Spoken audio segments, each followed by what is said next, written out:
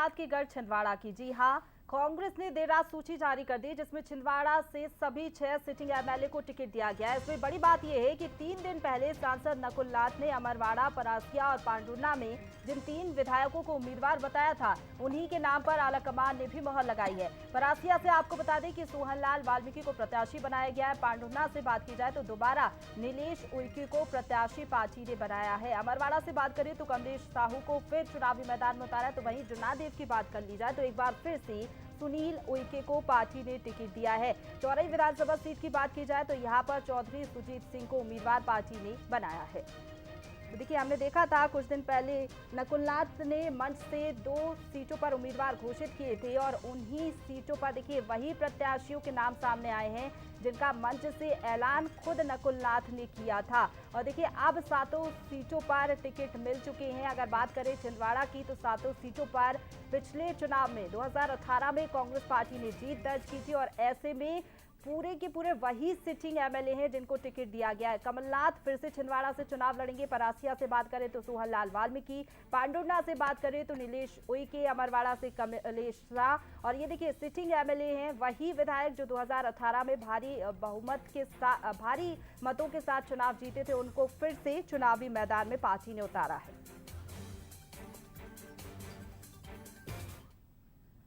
और चलिए जरा छिंदवाड़ा के समीकरण को समझने की कोशिश करते हैं। सीधे रुक करते हैं, हमारे साथ संवाददाता अमित द्विवेदी इस वक्त लाइव जुड़ गए हैं।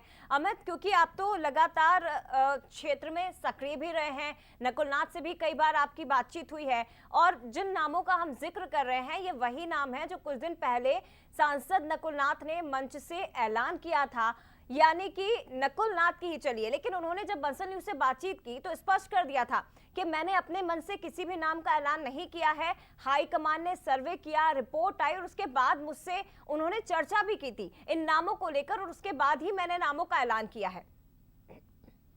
जी जी हाँ, बिल्कुल आप सही कह रहे हैं कि सांसद नकुलनाथ जी से जब बात हुई थी उन्होंने यही कहा था कि आला कमान के निर्देश के अनुसार ही वे टिकटों की घोषणा कर रहे हैं।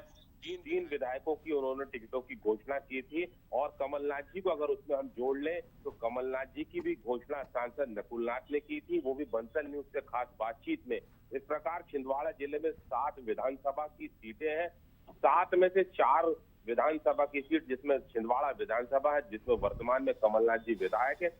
4 लोगों की 4 विधायक प्रत्याशियों की जो है घोषणा नकुलनाथ ने की थी, जिसको लेकर काफी चर्चा हुई। जया, छिंदवाड़ा के विषय में बता दूं कि छिंदवाड़ा जो है मध्य प्रदेश की राजनीति में इस समय महत्वपूर्ण स्थान रखा है, हाई प्रोफाइल जिला है। छिंदवाड़ा पांडुर्ना को मिला ले तो 7 सीट है। 7 सीट में इस समय जया कांग्रेस के विधायक काबिज है।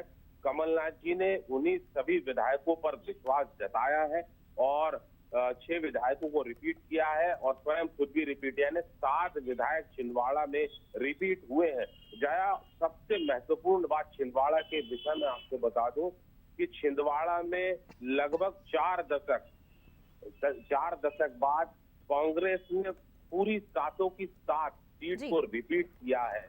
ये पहली बार हो रहा है कि छिंदवाड़ा में सीटिंग सभी 7 विधायकों को कांग्रेस ने रिपीट किया है। निश्चित रूप से कांग्रेस की बड़ी रणनीति यहाँ पर देखने को मिल रही है। काफी दावेदार सामने आए थे, जिसके बाद 7 विधायकों पर, 7 विधायक प्रत्याशियों पर मोहर लगा दी गई है।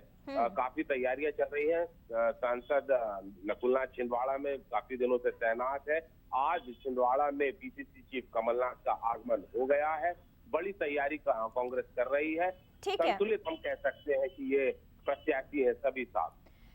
अमित, मैं लौटूंगी आपके पास, एक बार फिर से आपसे बातचीत हम करेंगे, लेकिन एक बार सांसद नकुलनाथ की वो बात सुना देते हैं जिसके बाद जब उन्होंने ऐलान किया था सीटों का और उन पर कई तरह के आरोप लग रहे थे कि सांसद नकुलनाथ आलाकमान से, गांधी परिवार से भी आगे निकल गए, लेकिन उस पर उन्होंने अपनी बात भी रखी थी। इसके पीछे की वजह क्या है वो जरा सुन लीजिए। भाजपा एक आरोप लगा रही है कि नकुलनाथ जी, कमलनाथ जी सोनिया राहुल जी के ऊपर हो गए हैं, क्या टिकट की डिक्लेरेशन कर रहे हैं? बिल्कुल नहीं। जैसा कि मैंने आपसे पहले भी कहा, जो एआईसीसी मुझे निर्देश देती है, जो एमपीसीसी मुझे निर्देश देती है, मैं उसी का पालन करता हूं। और मुझे कहा गया है कि तुम कांग्रेस के एक लौते सांसद हो, तो तुम बताओ तुम्हारी राय क्या है कि किसको टिकट मिलनी चाहिए और नहीं मिलनी चाहिए। मेरी राय पूछी गई थी जी। और मैंने उनसे डिस्कस करके उन्होंने कहा ठीक है घोषणा करो, तो मैंने कर दी। जी।